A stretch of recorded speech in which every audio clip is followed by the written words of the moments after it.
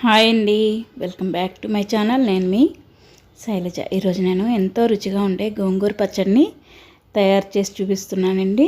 మీరు కూడా ఈ విధంగా ఈజీగా రెడీ చేసుకోండి. ఎవరైనా సరే చాలా అంటే చాలా రుచిగా ఉంటుంది. ఇది దాదాపు నెల రోజుల పాటు నిల్వ కూడా ఉంటుందండి. అలాగే లాస్ట్లో మీకు అన్నం వేడివేడి అన్నం వేసుకుని పచ్చడి అవ్వంగానే అందులోకి కొంచెం గోంగూర పచ్చడి వేసుకుని ఉల్లిపాయ ముక్కలు వేసుకుని కలుపుకుని తింటుంటే ఉంటుందండి. అబ్బా, సూపర్ అంటే సూపర్ అండి. తప్పకుండా ట్రై చేయండి. మీకు రోట్లో రుబ్బుకునే అవకాశం ఉంటే మాత్రం రోట్లోనే రుబ్బుకోండి. దీని రుచి ఇంకా రెట్టింపు అవుతుందన్నమాట. తప్పకుండా ట్రై చేయండి. హాయ్ అండి, welcome to my channel. It's my world Telugu. నేనైతే ఒక పెద్ద గోంగూర కట్టని తీసుకున్నానండి. ఇది చిన్న కట్టలు అయితే ఒక 10 కట్టలు ఉంటాయండి. అలాగా అన్నిటినీ కూడా ఇలా ఆకుల వరకు గిల్లుకోవాలి.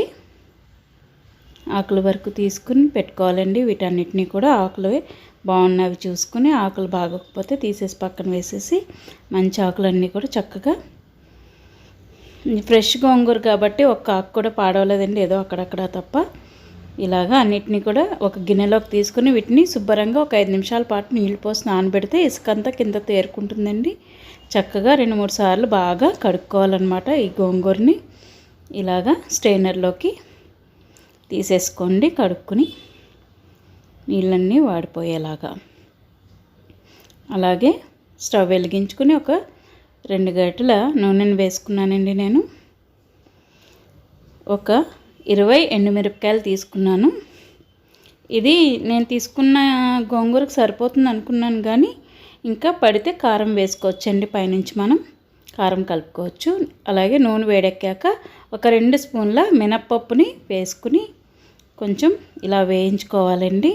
తర్వాత ఒక 2 స్పూన్ల ధనియాలని వేసుకుని అవి కూడా ఒక 2 నిమిషాల పాటు వేయించాలి. తర్వాత మనం తీసుకున్న ఎండుమిరపకాయలను కూడా ఇందులోనే వేసేసి ఒక 5 నిమిషాల పాటు వేయిస్తే సరిపోతుందండి. ఎక్కువసేపు వేస్తే ఎండుమిరపకాయలు రంగు మారిపోతాయి. ఇదిగో ఇలా ప్లేట్లోకి తీసుకుని పక్కన పెట్టేసుకోండి. అదే మూకిట్లోకి ఇంకొంచెం నూనెను వేసుకుని మనం కడిగి పెట్టుకున్న గోంగూర అంతా కూడా ఇలా వేసేసుకోవాలన్నమాట. గోంగూర చూడటానికి బోల్డ్ ఉంది కదా అనిపిస్తుంది, కానీ తర్వాత దగ్గర పడేసరికి ఎంతో ఉండదండి, కొంచెమే ముద్ద తయారవుతుంది. ఇలా గోంగూర అంతటినీ కూడా మంచిగా మగ్గబెట్టేసుకోవాలి. ఈ గోంగూర పచ్చడి చాలా అంటే చాలా రుచిగా ఉంటుంది. ఇది నిల్వ కూడా ఉంటుందండి. ఇలా గోంగూర అంతటినీ బాగా మగ్గబెట్టేసుకోవాలి. ఆకులన్నీ కూడా తొందరగానే మెత్తగా పడిపోతాయండి. గోంగూర ఇట్టే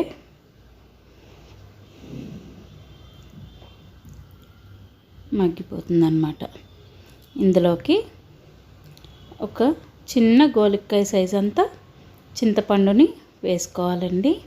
అంటే గోంగూర పులుపే కదా, చింతపండు ఎందుకు వేయాలి అని అనుకోవచ్చు, కానీ గోంగూర పులుపు వేరు, చింతపండు పులుపు వేరు ఉంటుందండి.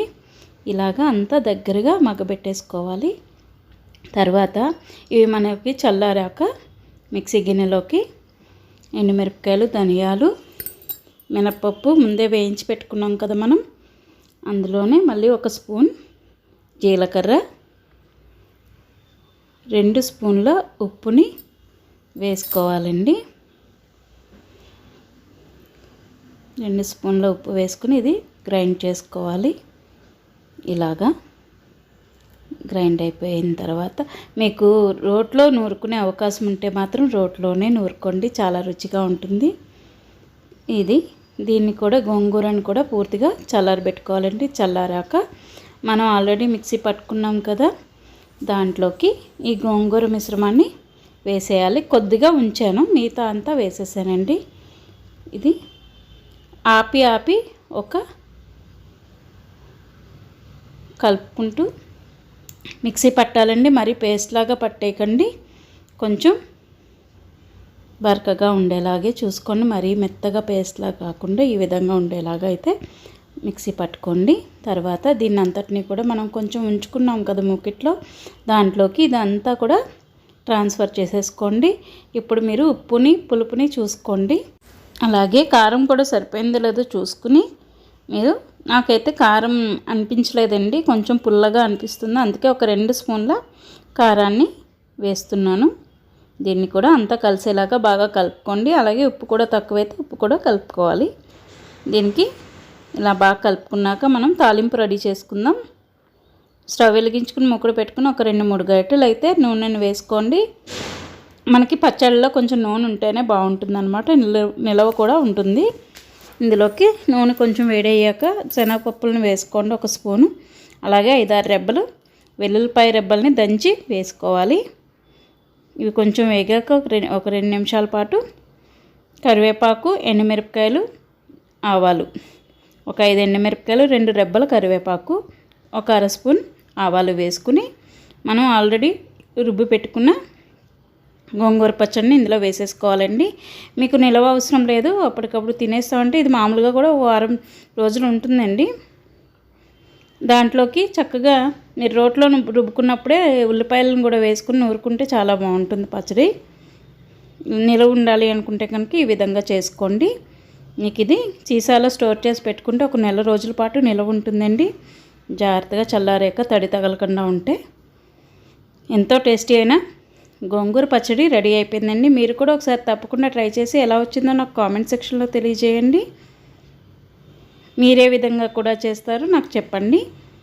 For more recipes please subscribe my channel.